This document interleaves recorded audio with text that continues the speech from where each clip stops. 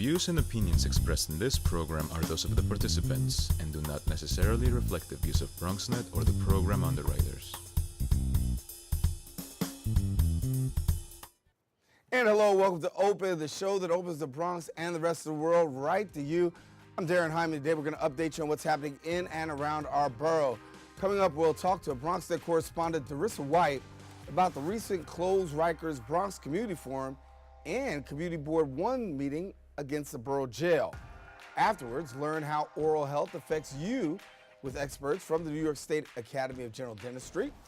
And then a little later on in the show, the Bronx is Reading. Bronx Book Festival is taking place this weekend. We're going to find out more about it today. And then after that, we'll talk college resources and professional development, as well as some self-awareness skills with the founder of Professionally Inspired LLC. And then Instagram fashion influencer Stephen Adkins joins us right here on the show. So stay tuned because all this and much more is heading your way because right now we're officially open.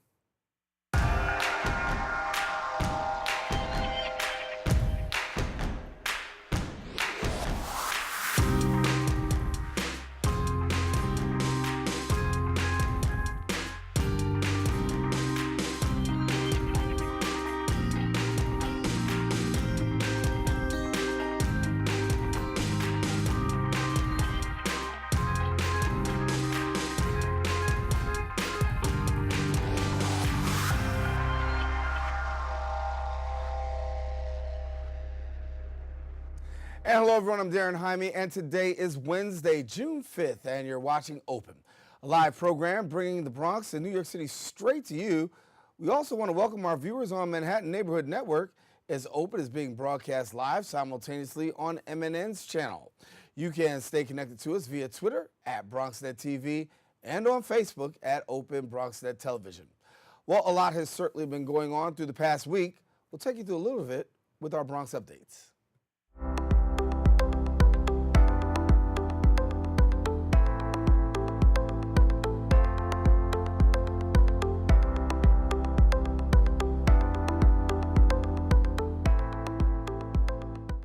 New York City lawmakers have proposed to make a park in an unlikely place, Hart Island, a burial ground off the coast of the Bronx.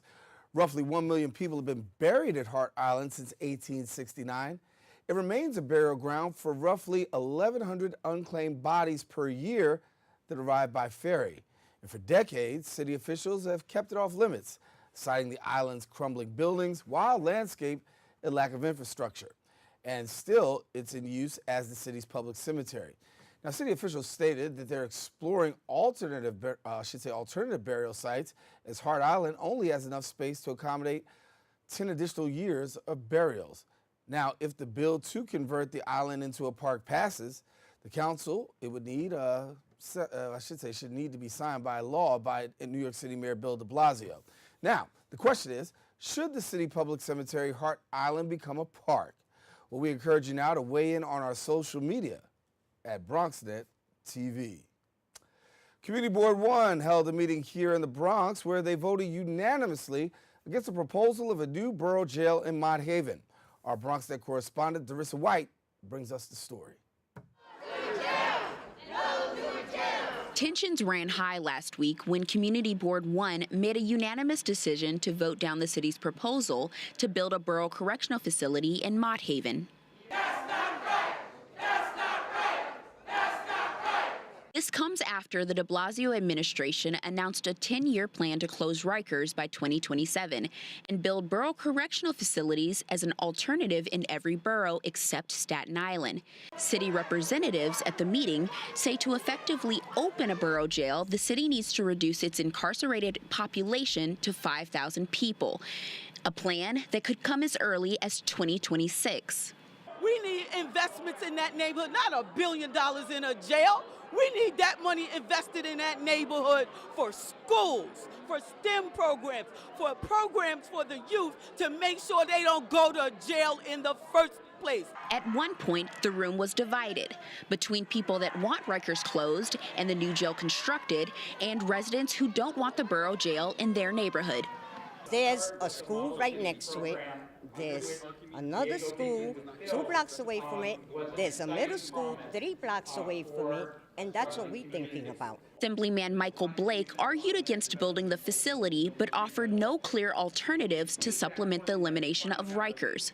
We should be building schools, not jails. But if we have to go down the road of this, then we have to do it right. And I do not believe the current process is done right. I think the intent is good, but this is why we got to be focused on making these changes now. Although the community board voted no, the borough president's office and the planning commission still have to decide if the borough facility will go in the Mott Haven location. Reporting for BronxNet, Darissa White. And the Close Rikers campaign celebrates 3 years since securing commitment from New York City Mayor Bill de Blasio to close down the Rikers Island complex. Darissa was also there and will be joining us to speak about the recent meeting. We have the story here on Open. There's so much scandal and brutality and violence that something has to change. We have to do something different. Darren Mack was charged at 17 as an adult and served 19 months out of a 20-year sentence in Rikers Island. Mack claims he faced mental and physical abuse in Rikers and wants the jail closed. Basically, for people who are detained there and the people that work there, it was either a predator or a prey. And that was the role that people had to play, either a predator or a prey on Rikers Island. Rikers is a human rights crisis. It's the only penal colony that exists in the United States. Since his release, he's become involved in Just Leadership USA, an advocacy nonprofit who says its mission is to reduce the incarcerated population. Tonight, the nonprofit held a forum for their campaign, Close Rikers, which many of the community came out to show support, like Michael Jenkins, whose son has been in Rikers for the last 2 years. The conditions are deplorable out there. I was on Rikers Island years and years ago, and it seems like nothing has changed. Last year, Mayor Bill de Blasio released a 10-year plan to close Rikers Island. However, to effectively close the correctional facility, the city needs to reduce its jail population to 5,000 people. Reverend Wendy Calderon Payne, who heads Bronx Connect, believes the city can reduce the number by using alternative methods like therapeutic interventions. They do supremely well in our program and in all alternatives. For 20 years, we've maintained an 87% success rate at keeping kids in the community and not incarcerated during their year with us. In the past, they have tried, 2 administrations have tried to close Rikers Island. In fact, in the beginning of de Blasio's administration, he didn't think it was possible, and yet the community showed up, the city council showed up, and he saw that not only is it possible, but it's morally an imperative to close Rikers Island. Some of the campaign's initiatives include replacing all city sentences of 1 year or less with alternatives and decriminalizing crimes like sex work and turnstile jumping. Reporting for BronxNet, Darissa White. And joining us now in studio to discuss the Close Rikers Community Forum and the Community Board 1 meeting against the borough jail and more is our Bronx correspondent, Darissa White. Darissa, good to have you. Good to have me here. Yeah, well, let's talk about this. Tensions really ran high. Were you surprised at how rough and tough this was? I was really surprised. I think that emotions just boiled over. The thing is, people don't want really a jail in their area. You know, there's schools around there. There's so many residential, community centers around there, and they just don't want a borough jail. However, people want Rikers closed. Mm-hmm. And I think that was where the tensions really stemmed from. You saw it in the package. People were getting up out of their seats, and half of the room seemed divided at times. And some people were saying, well, what are we going to do with Rikers when it does close? We still need an alternative borough facility. At the end of the meeting, what was your take on it? Do you feel as though that there was some sort of resolution? I feel like there was some resolution as far as like the Mott Haven placement. I don't think that, we still have yet to choose, right? Like the Bronx borough president is still going to, decide really if there is going to be a jail there. I think that community residents really just let their voices be heard, and we really heard that there. I really don't feel like there was a resolution, to be honest. Because people still left angry. There was still anger in the room, and it just was what it was. Yeah, And so speaking about a forward plan, what are we hearing about what's going to happen going forward? So the de Blasio administration said that, they rolled out this 10-year plan in 2017 to close Rikers. That is still going to happen. Rikers is still going to be closed in 2027, and it could be closed as early as 2026. However, we need borough facilities. So what's happening now is the city is trying to decide where are these borough facilities going to be placed at. No one wants it in their neighborhood, and that's the thing. Staten Island will not get a borough facility. People are wondering, why isn't Staten Island getting a borough facility, but all the other boroughs are? And so we know, of course, we're going to stay connected to BronxNet here and Open. We'll continue to give you more information concerning that. Of all that you heard, anything really surprised you? I was surprised by the lack of city representatives at the meeting. The mayor's office, they were there, but they weren't really making themselves available, I feel like, to the community. Some of the representatives were there from the Bronx. I just feel like I wish there was more. There was ample opportunity for them to be there and to really let their voices be heard to these residents. And I felt, there wasn't a lot of city representatives there. And on the part of the community, obviously, they say they're not going away. They're not going away. They're not, and they're going to keep on having these meetings, and they're going to keep on, kind of rallying together, just like we saw in the first meeting with the closed Rikers. All right, Darissa White. Well, thank you so much for coming and sharing with us. Thank you. All righty. Well, now here at BronxNet, we are remembering Bronxite Khalif Browder, who was accused of stealing a backpack and jailed on Rikers Island for 3 years, spending 2 of those years in solitary confinement. Khalif tragically committed suicide on June 6, 2015. Time, the Khalif Browder story, and When They See Us about the Central Park 5 case are 2 documentaries showing us a glimpse of the reality inmates face on Rikers Island that are now streaming on Netflix. We now have to take a quick break with more right after this. Maybe you can make retirement happen. After all, you made this vacation happen. Double points with every purchase? Cleverly merging promotions. Love it. Cross-referencing travel sites. And booking all your flights with those... Vouchers. I got us bumped. They were like, oh. But now they're like... Aloha. You aced this vacation. Now get the tips you need to get on track at aceyourretirement.org.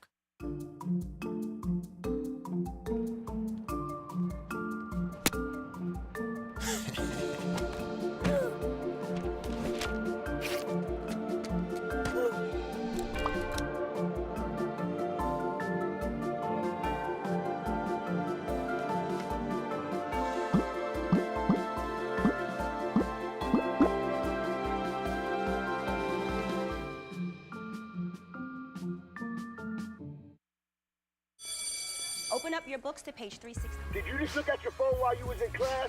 You played yourself. Talking about inspirational quotes. You gotta believe in yourself. Don't ever play yourself. The key is to make it, so make it. Louise, can you give me an example of an inspirational quote? Don't play yourself. The key is to make it. And who said that? I did. Now that's a major key alert. Learn the real major keys to getting to college at getschool.com. Patriotism. It inspires passionate debate. It's worn like a badge of honor with good reason, because it means love and devotion for one's country. But what really makes up this country of ours? It's the people. To love America is to love all Americans. This year, patriotism shouldn't just be about pride of country. It should be about love. Love beyond age, sexuality, disability, race, religion, and other labels. Because love has no labels. Well, Thomas, you've got pre-diabetes. But with more exercise and a change in diet, it can be reversed. I've tried exercising. It just makes me hungry for bacon. I love bacon, too. And who really likes to exercise? Not me. Me neither. Nobody. So we're good? What? Oh, you still have pre-diabetes. Big time.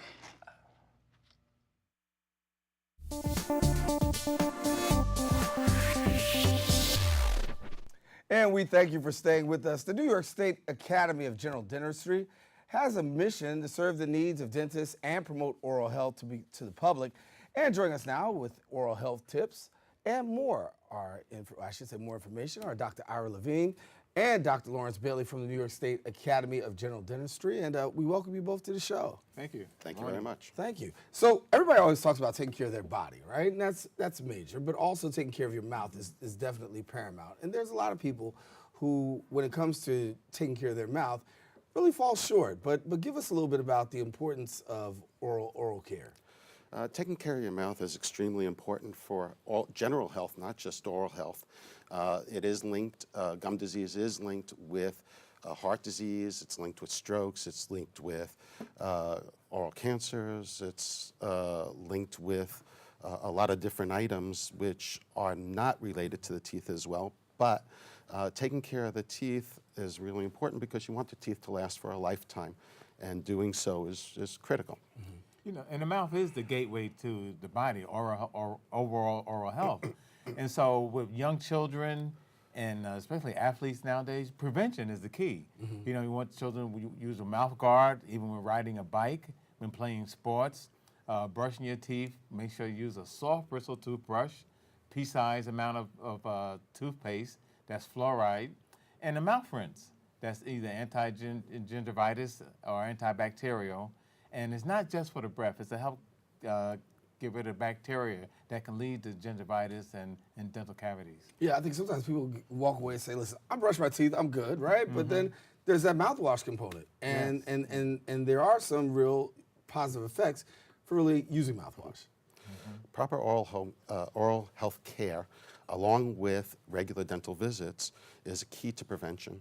And that's what we're really talking about, is prevention, because once you start developing pain and problems, then it's usually too late. Mm-hmm. And you've developed serious issues which need serious care. There are predisposing factors.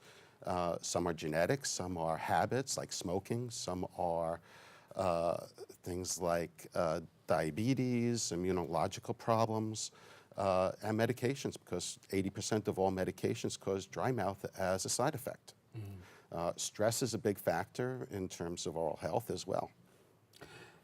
I'll ask this question. A lot of people who have had this conversation talk about, after I'm done brushing, I'm brushed, I've used the mouthwash. Let's talk about that word floss, right? How important is that?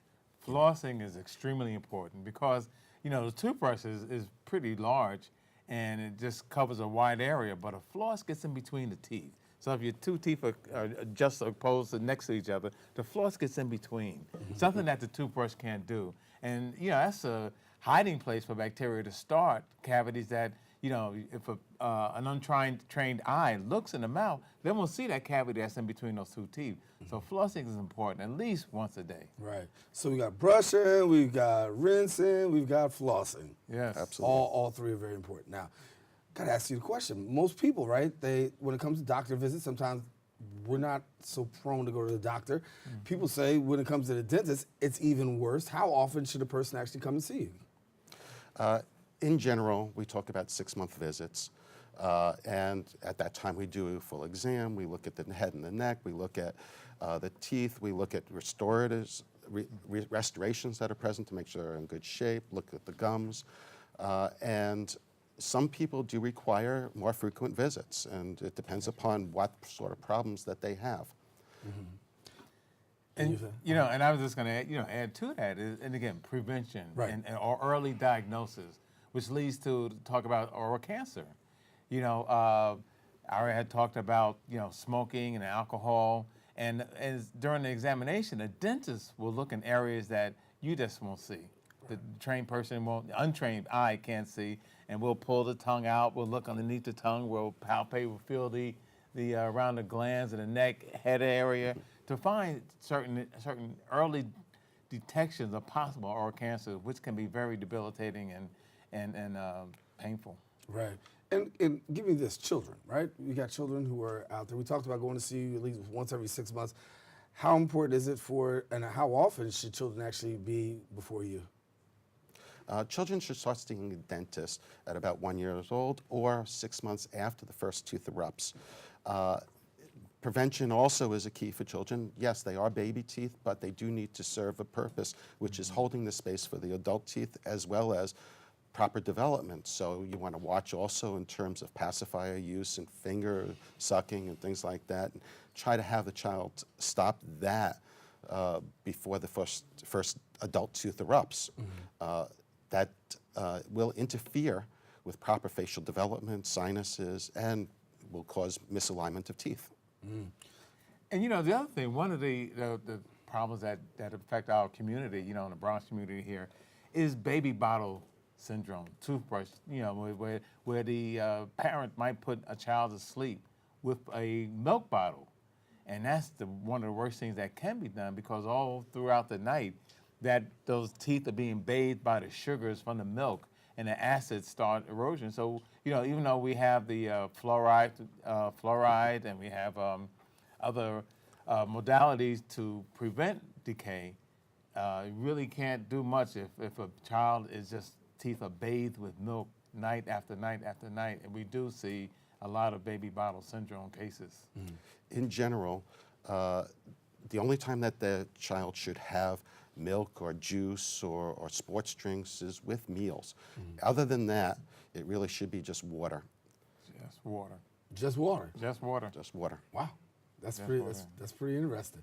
When it comes to toothpaste, right, we're not trying to give a commercial, but there's so many things you see out there on the market, right? What should a person be looking for in particular toothpaste to know they've got the right kind of toothpaste? And if you want to say a name, you're more than welcome, but I just wasn't going to endorse anybody. Well, again, we're not here to endorse anyone, right. You know, or even the American Dental Association, which, you know, we are separate and distinct from them. Right. But a fluoride-based toothpaste, which carries the ADA seal of approval, is a good starting point. Okay. Because one, it has a fluoride, and two, it's not abrasive.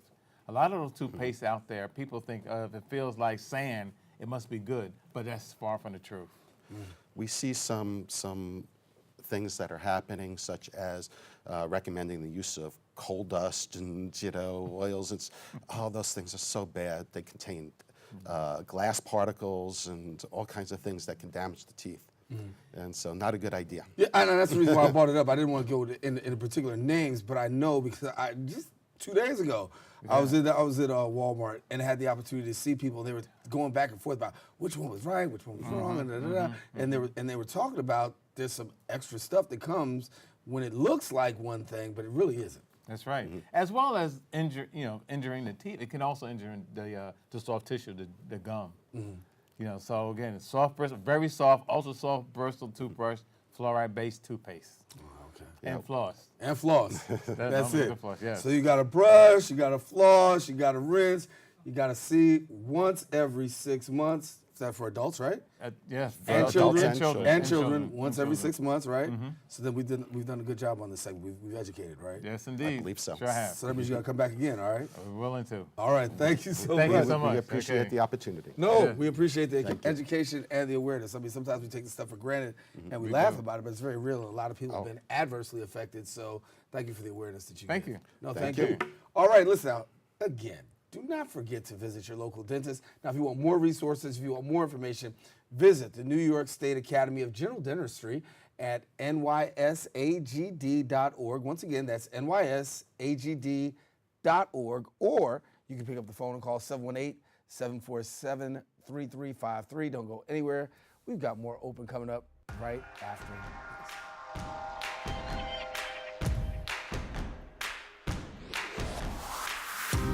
So, I'm kind of new here, but I've noticed a trend.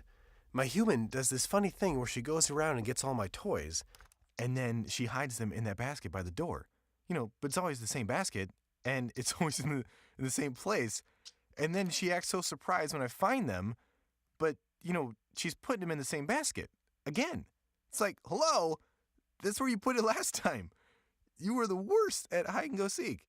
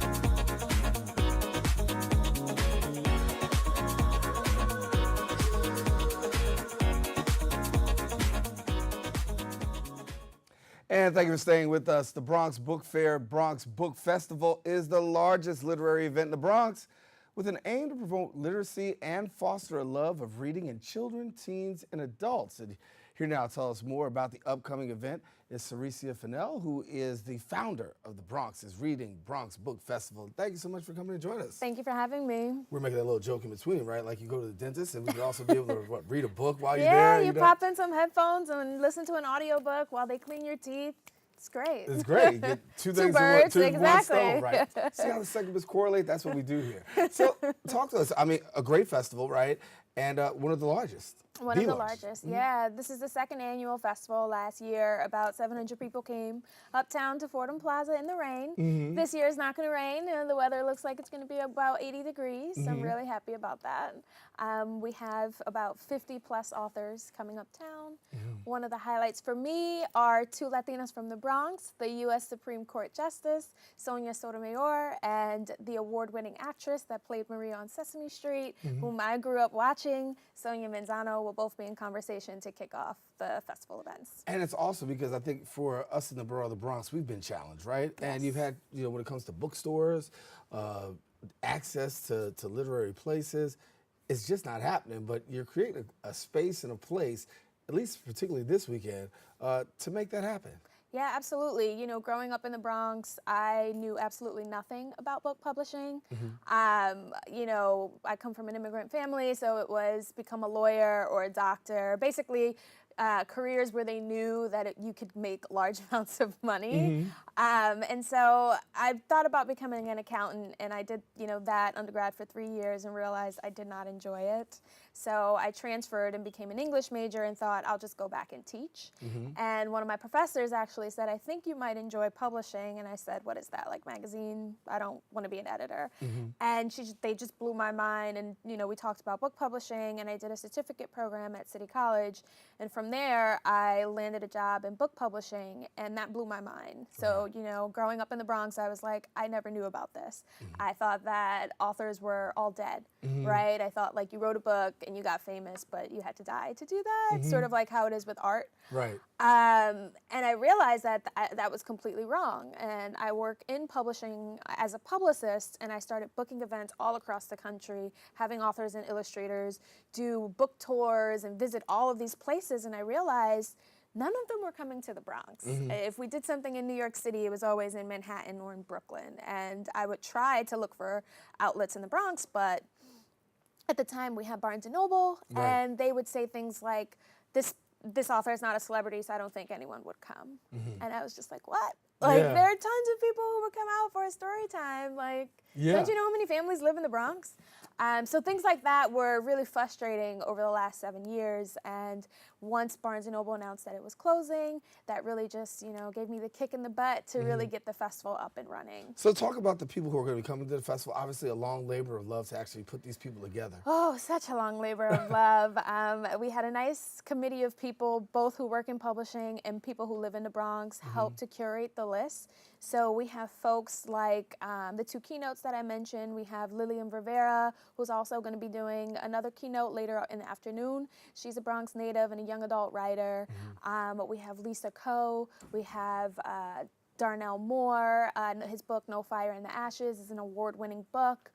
He's a black man, also a gay man. I feel like coming to the Bronx to talk about something like that, representation matters. So there's really something, for every person in the Bronx to take away. So we have different people from different walks of life talking about different types of books.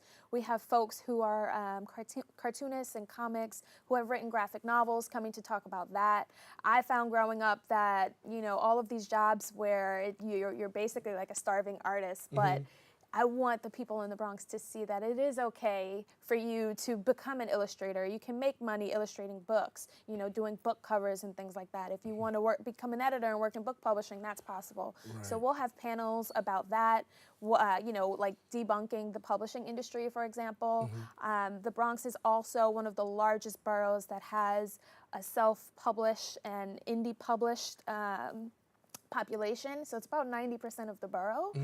There are lots of writers here, and I love that, but I want them to, get a literary agent and get a book deal instead of using their savings to publish their work. Right. So, you'll have a whole industry backing you and promoting you. So the festival really is for everyone. If you're a reader, come. If you're a writer, come. If you just want to learn more about the publishing industry, come. If you just want to, meet some famous people, come. Right. We're also, the Bronx is also considered one of the most unhealthiest boroughs. So Nike is actually partnering with us. They're bringing in a yoga instructor, and that's free. So the first 30 attendees to show up, mats will be provided. Just come with some flexible clothing. They'll teach you how to do yoga. Wow. So like I said, there really is something for everyone. I also recognize that the Bronx is one of the poorest counties, so not everyone can afford to purchase a book. So lots of publishers have signed on to do giveaways.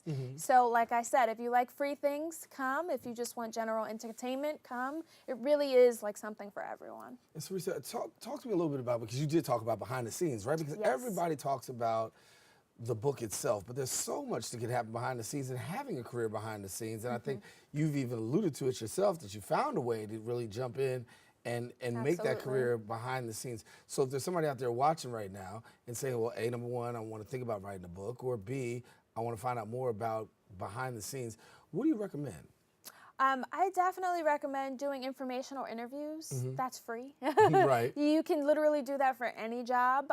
It's something that if I could go back and tell myself that when I was in high school, I would literally just sit on a day that I'm off from school and just call all of these different companies and ask the HR departments, hey, I'm really interested in editorial. Is there an editor that I can speak with? If you can even narrow it down to say, I'm really interested in working on graphic novels, or I'm really interested on working books for kids, picture books or middle grade books, YA, like whatever it is, if you can narrow it down, you can definitely speak to someone and ask them, what's your day-to-day like? And they can tell you that over the phone. Again, it's only like 30 minutes. And then you also make a connection in the industry. So when you're ready to apply or get an internship, you can follow up and say, hey, remember you chatted with me on the phone for 30 minutes. Right. I would love to apply to something like this. And for the writers out there, it's really hard to break into the industry. So I think finding your community is most important. There are a lot of different writing groups here in the Bronx, Bronx Writers, BX Writers, a bunch of different ones. So find the one that you can mesh with the best.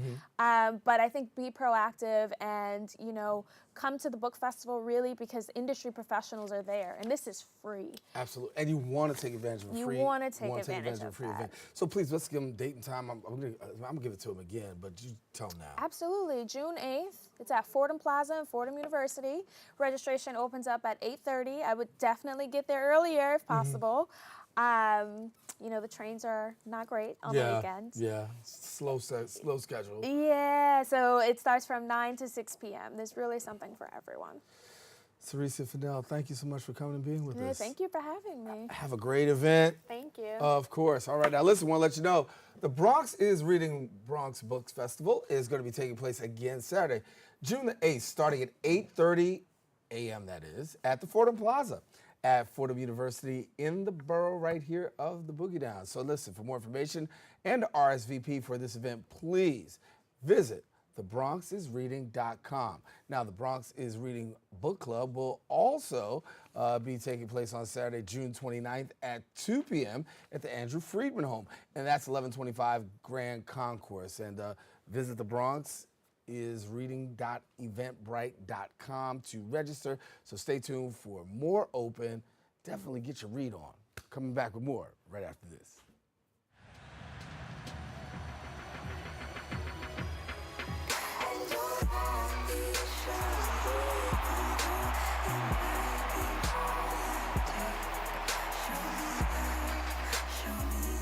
For all the papas out there, let's stop what we're doing and take a moment.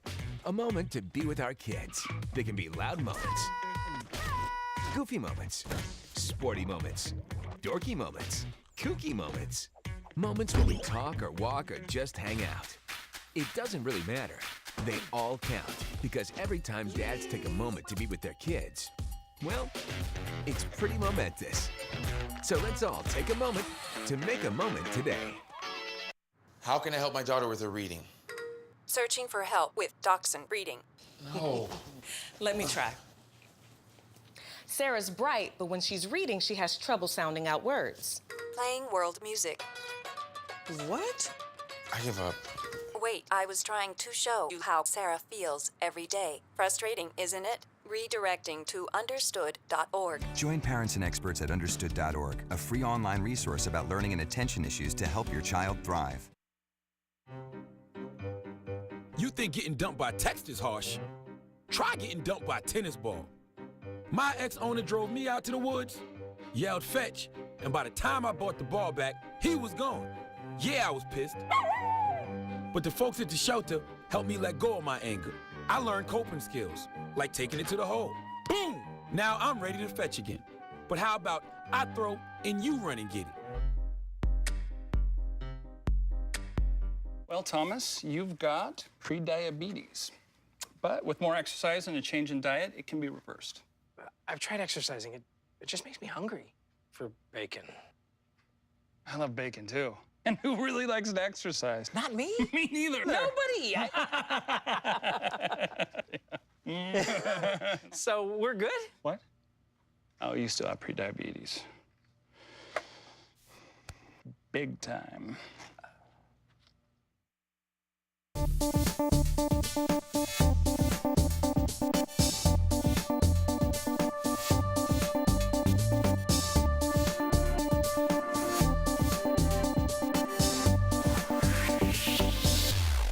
And welcome back. Professionally Inspired LLC partners with high schools and faith-based organizations to help kids prepare for workforce, college life, and self-development. And here telling us more is Latavia Brown, founder of Professional Inspired LLC. And Latavia, good to have you. Good. Thank you for having me. I appreciate it. Good. So for somebody that doesn't know about your organization, give us a little bit of a background. So like you said, what we do college readiness workshops, we do professional development workshops, and also we do self-development workshops, and we partner with various organizations. So we go in and we add our curriculum to theirs as a partnership because we believe that we're stronger together. So we want to make sure the youth in low-income neighborhoods have all the resources they need to better themselves and to grow. And so as you take these young people, obviously you connect them and you connect them to faith-based organizations and high schools. The partnership, how's that been working? It's been working well, actually. We partner with various organizations. We partner with Hannock Cornerstone Astoria. We partner with Howard University. We partnered with a lot of organizations on top of my head. Those are two that we mainly partner with. And it's been going good because I find that partnership works versus just doing it by yourself. And I find that everyone is doing the same thing, but if we come together, we could bring a greater impact. Yeah. And so you do something great with young ladies, and I want you to share a little bit more about it, because you have From Princess to Queen. Yes. So what's that about? So I named it From Princess to Queen Self-Love Day because A lot of young girls are called princesses, right? But when you love yourself, you become a queen. So we teach them how to become the queen that they are by teaching them how to love themselves and give them the tools of self-love. Because a lot of youth these days, especially high school students, they go through bullying, they go through identity crisis, they go through suicidal thoughts. But we tackle those issues and we teach them that self-love is the best love. So when you love yourself and you have that great mental health in your mind, you can grow to be a better woman and a better queen. And not only do you work with, them in that area, I know also college readiness is important for you. Yes. And doing some college preparedness. Yes. And I did that because when I was going to college, I didn't have the resources. I was from a low-income neighborhood. I'm from Astoria, so Queens. And I didn't get all the resources that I needed because of my zip code. And I teach them that your zip code don't define your purpose. So at the end of the day, we try to give them resources that they may not be getting within the school system because they're judged based on their zip code. So you take these young ladies, you got young men as well. Yes. And you're working together with the self-esteem component. Yes. The transformation piece, right? It's got to be good for you because on one side you get to see the transformation piece occur, but talk to us about that. You've been able to see that in the lives of these young people. Yeah, especially with Self-Love Day. I had a lot of parents come up to me, and because when we do events, the youth have a voice. So we give them an opportunity to voice what they feel, to talk about depression, to talk about suicide. And a lot of the parents came up to me and said, I didn't know my daughter was going through this. This is needed. And we also have mental health specialists there as well. So they get resources as well. So we see the transition as far as being open to talk about it, being open to talk about bullying, being open to talk about suicidal thoughts and how they can receive resources to tackle that. Because it's very important. And you also get them prepared for the workplace, I know as Yes. well, and that's big. And something that's very familiar here. We've got a lot of interns, and you do some internship too. Yes. So we prepare them for professional development. We teach them financial literacy. We teach them how to save money, how to network. Your network is your net worth. And we just tackle those things with the youth, and we add our curriculums to the high schools. So say if they're teaching the same thing, but they want to add on financial literacy to that, we try to add on to their curriculum as well. So if I have a young person, right, and I'm saying, oh gosh, I like this, I like the program, what do they do, how do they get connected? So with a young person, is mainly our audience is organizations. It's not just a young person. So they will have to be a part of a youth organization, and then from there we partner with that organization. And then from there we bring our resources to them. Yeah. And so the organizations, as you said, you've worked with universities, you've worked with faith-based communities. And I know sometimes it's a challenge because people talk about the faith-based community, but you've got a great relationship there. Yes, of course. I was raised in the church. Yeah. I'm a Christian woman. I'm a woman of God first. And at the end of the day, my organization is based on faith. So I know a lot of pastors, I know a lot of clergy members who like this, and I partner with them. Yeah. And we just bring it to them. So what's up for the summer? So for the summer, it's kind of slow in the summers. We try to tackle things mostly in the falls because that's when kids go back to school. So in the summertime, we're just on vacation, basically. Right. Like most people from school, right? Right. And then we go back into September and tackle those curriculums. What do you find to be the biggest challenge that maybe we're not paying attention to for our young people today? So I think the biggest challenge is the mental health piece. And also the biggest challenge is ignoring them. A lot of them feel like they don't have a voice. Everyone is telling them what they should do, but you're not hearing what their need is. And we have to tackle the need within the youth. And another thing I hear is, oh, what about the elementary kids? What about the younger kids? Yes, we need to tackle them too, but don't forget the high school kids. Because the high school kids is where they have identity issues. That's where they go into college. That's where transition is. So I believe that generation is kind of forgotten in a way, and we need to hear them because they have a voice. Yeah. And you spend a lot of time doing self-care, self-love, and really working with young people in the area of the self-esteem. Someone would tend to say sometimes, their esteem isn't that bad. But the reality is that they're facing more stuff than we ever faced in our generation. Well, I did. So I know what that feels like. I know what it feels like to be bullied. I know what it feels like to to feel like you're alone. I know what it feels like to have pressure within your family because I was the first to graduate with a bachelor's degree. I was the first to go to Japan. I was the first to do things outside of a low-income neighborhood. So that's a lot of pressure, you know? And at the end of the day, the youth has to know that even though it's pressure, you're tackling generational curses. You know, be the first. It's okay to be the first. So I think that's important to let them know that.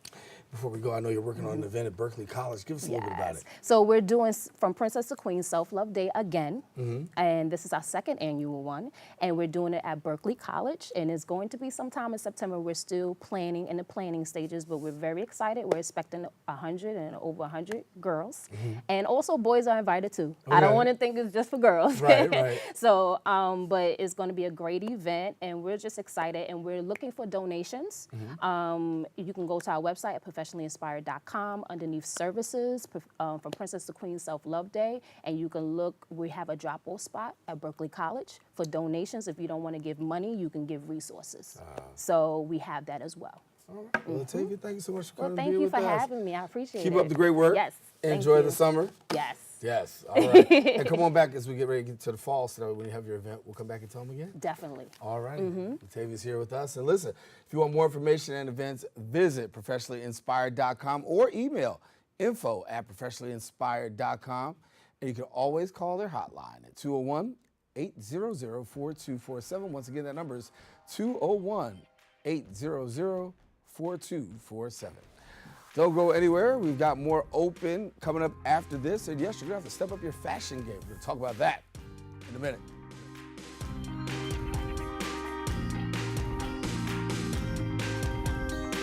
$150 over 90.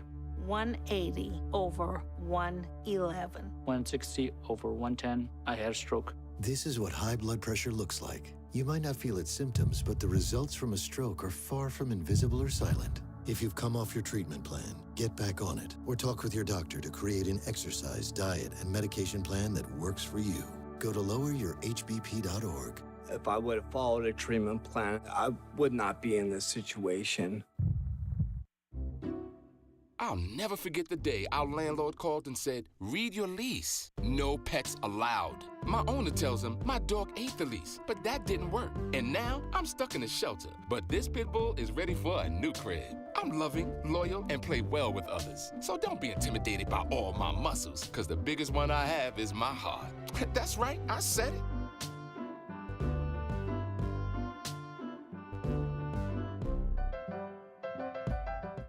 How can I help my daughter with her reading? Searching for help with Dachshund breeding. No. Let me try. Sarah's bright, but when she's reading, she has trouble sounding out words. Playing world music. What? I give up. Wait, I was trying to show you how Sarah feels every day. Frustrating, isn't it? Redirecting to understood.org. Join parents and experts at understood.org, a free online resource about learning and attention issues to help your child thrive. Behold, the angry giant.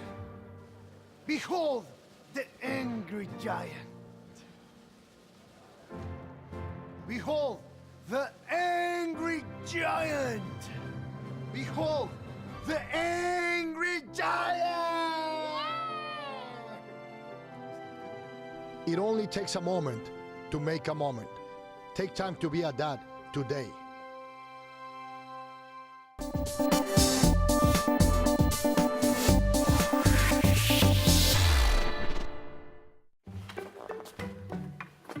Why don't you ever see elephants hiding in trees? Because they're really good at it.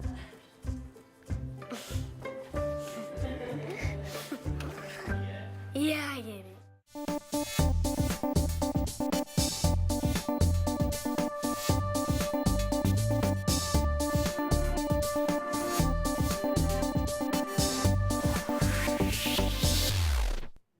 And welcome back. Our next guest went from serving in the military and being a painting contractor to now becoming a model, a fashion designer, and a social media influencer with over 200,000 followers. And joining us now is Stephen Adkins, social media influencer, fashion icon. What more can we say? Veteran. Absolutely, yes. First of all, thank you for your service. Appreciate that. It was my honor. And serving the country. And you know, when we talk about your story, first of all, you know, where you've come from. Absolutely. You know, you're a guy that's, you know, served in the military and you were a painting contractor. That's right. And you've gone from painting now to fashion. Absolutely. Yeah, it's kind of showing what is possible if you have determination and stick to it and you have a goal and you just do whatever you have to do to make that goal happen. So. Yeah. So you got a fashion line. We're going to talk a little bit about that. You had a fashion show yesterday, as a matter of fact. I did. Yeah. So talk to us about the fashion line. Absolutely. So one of the things that I'm most excited about is my new partnership with a brand called Alton Lane. They are a custom men's clothing company for everything from shirts, ties, suits, trousers, shoes, belts, everything. So we've been able to, they brought me on as a guest designer and I was able to create my entire clothing line. And we were able to have our first rollout party last night at the Alton Lane Tribeca here in New York. It was great to finally, you know, release it to the public. You go through all this time and effort and behind the scenes and months of preparation. You're like, you want to share, but you're having to wait. So we had a great time last night and being able to release the line. Had a great party. A lot of people came in and out, so it was a lot of fun. Long time coming? I would say yes. Yeah. When was it that you made the final decision? Like, listen, I could do this. That was probably about 2 years ago. 2 years ago, yeah. And walk us through that, because you were at a place where you were doing something else, and then absolutely. So it was kind of that you know, a really funny story. How it all got started is when I grew my beard out, believe it or not. So that kind of began my story of beard grooming products companies wanted me to kind of ambassador for them. My social media started to grow. Other fashion designers done a lot of runway work and fashion modeling. So it just kind of one thing led to another. And then as my profile grew, more opportunities opened up. And then when Alton Lane reached out and I was able to connect with them, it was just a good marriage. And it was one of those things that I really wasn't anticipating, didn't look to do. But once I got into it, I'm like, wow, this is exactly what I should be doing. So it just kind of naturally, organically happened, but a lot of back-end hustle to get there. Right. And you're passionate about, as I said, you had a show yesterday. Got a few more this month. Absolutely, yes. So we had one here in New York. Next week, I head back to my hometown. We have one in Richmond, Virginia. And then the following week, do Nashville. And then the following week, do Chicago. So, awesome. So describe your line. Absolutely.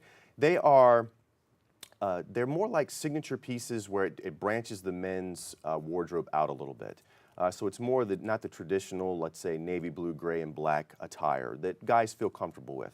I wanted to showcase that there are some pieces that you could add to your wardrobe that you could add with jeans, you could do with dress slacks, t-shirts, shirts and ties. So they're very signature pieces, I would say, a little pizzazz, a little color, just to kind of branch you out a little bit. Okay, so let's play the game. What's hot and what's not? What is hot and what's not? What's hot right now, I would say, is houndstooth. Really? Houndstooth is hot. Okay. I really like the pattern, the styles, the shirt and ties. You have unlimited capability of color and design that you can put with it. Another thing that's hot right now that I like personally is mixing colors and patterns. Most people wouldn't feel comfortable doing that, but if you do it right and it's tailored fit, you can make it look like $1 million. So we have this argument all the time. We talk about checks and stripes, right? Right. So if I got the checks and I wear stripes, I'm out of order. That's not true. Not at all. Not at all. If you feel comfortable with it and you can embrace it, it's great. So what do you like to wear the most? I like to wear velvet. Really? Yes. So one of my first jackets that I designed with Alton Lane, I was able to wear last night, purple velvet jacket. It's just one of those things that I can dress, right? Dress it up or dress it down. I could wear jeans with it, wear it out casually, or I could wear it to a black tie affair. Nowadays, it seems as though people are more in the business casual, right? Of course. And so is your line a little bit more towards that business casual? Like I could look really business, but at the same, like you're doing today. Of course, of course. Yes, we have vests. So you could do a nice button-down shirt and add a vest and then do some jeans with it and some nice loafers. So there's definitely some versatility there. Give me this walk and some advice here. I got somebody watching right now. Okay. And they're saying, listen, you know what? I think I want to do this, right? But my problem is I always have a problem with color combinations. Gotcha. So what are the good combinations to have? I mean, I think you got it together today. Absolutely. Thank you. A lot of color combinations that I like are you do like the fluorescent colors, like your pinks and your lavenders, go really well with your blues and blacks.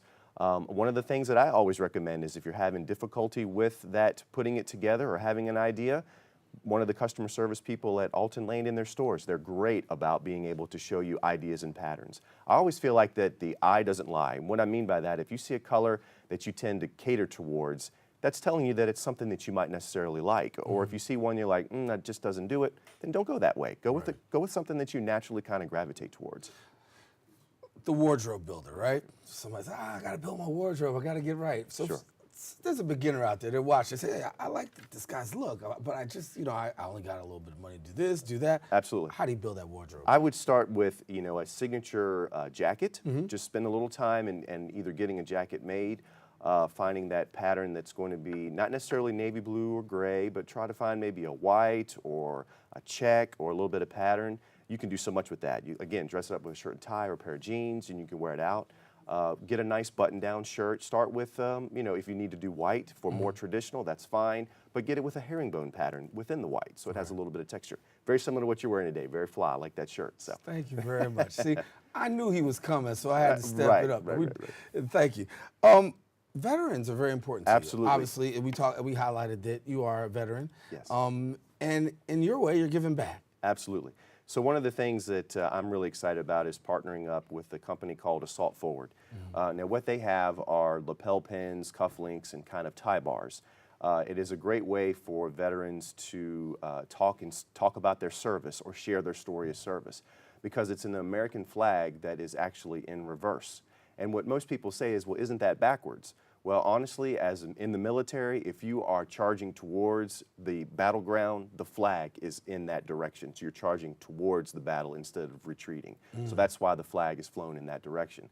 So it's a great little signature thing that I'm excited about. A great way for service members, even people that are married or have service members, a great way to show that American pride. And it's a great conversation starter of like, why does the flag seem to be that way? Well, when we're charging into battle, we're not retreating. That's the way the flag is flown. So. Awesome. Yeah. Awesome. So good plans for the summer? Big plans? Absolutely. Well, definitely with all the parties coming up and traveling a lot. So definitely hoping to come back to New York again and spend some time here as well. So. Yeah. Do you know when you're coming back? Not yet. Don't know yet. What? Don't know yet. Well, listen, social media. Absolutely. Big thing. Yes. You're an influencer? Yes. How's that come about? It was a lot of hard work. It doesn't happen overnight. You need to spend a lot of time developing good content, finding a good photographer to put out good quality photos, advertising. You've got to pay a little bit for advertising. You've got to network with some higher level influencers to give you shout outs and word of mouth. And it's really just a spending a lot of time to get the snowball up the mountain, and then eventually when it kind of crests and starts to go down, it'll pick up speed. So, right. Yeah. You talk about like on IG, you're like 200,000 followers plus, Did you ever think that? Didn't think it would get quite that, but it's been a wild ride. It's been a wild ride. And the best is still yet to come. Absolutely. So tell people if they want to check you out, what do they do? Absolutely. Just check us out at adkins.steven is my Instagram handle. And of course, later this week, my landing page will be available with all of my designs at altonlane.com. Congratulations. Thank you, brother. And good to have you, man. Thank you, man. And come on back. When you're in New York, you don't stop here. I sure will. On Wednesday with me, so we can talk fashion. Absolutely. And work this thing out. You got it, brother. All righty. Stephen Adkins, our guest here on Open. Now listen, to stay updated on Stephen's latest collection, follow him on Instagram at atkins.steven, and you'll be able to find out more there. Listen, we've come to the end of our show today. Of course, we want to thank all our guests for joining us. Most of all, you, the viewer, for tuning in. Now, if you missed any part of today's show, you can catch the recablecast at 5 and 10 p.m. on Optimus Channel 67. I don't have that. Well, you got Verizon. That's Verizon Files. We're on Channel 33. I don't have that. Well, you can watch us anytime on the web at bronxnet.org. That wraps it up for us here on the set of Open. I'm Darren Jaime, making sure to tell you to keep this channel wide open. Special shout out to all those who are watching live simultaneously on our MNN channel. Special shout out to my sister and the family. See you guys soon. Take care. God bless.